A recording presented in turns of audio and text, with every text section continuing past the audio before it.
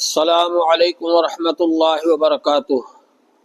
حضرت مولانا الیاس صاحب رحمۃ اللہ علیہ فرماتے تھے، لوگوں میں دین کی طلب نہیں ہے، دین سے غفلت ہے، اس لیے اپنے دنیاوی کاموں میں لگے رہتے ہیں اور دین کا علم حاصل کرنے کے لیے یا بزرگوں کے پاس اپنی اصلاح کرانے کے لیے نہیں جاتے اور دین کے کام کے لیے وقت نہیں نکالتے۔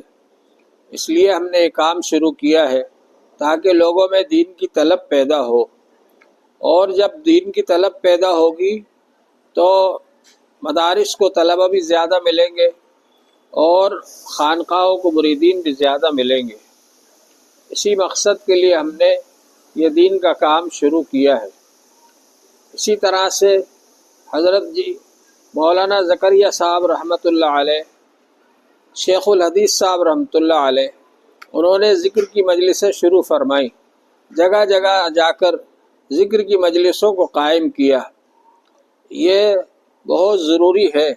حضرت مولانا الیاس صاحب رحمۃ اللہ علیہ فرماتے تھے، جب میں میوات کے اجتماعات سے آتا ہوں یا تو مرکز میں 3 دن کا اعتکاف کرتا ہوں یا پھر سہارنپور اور رائے پور جا کر ذکر کی مجلسوں میں شریک ہوتا ہوں۔ اللہ جل شانہ ہم کو اس کی توفیق عطا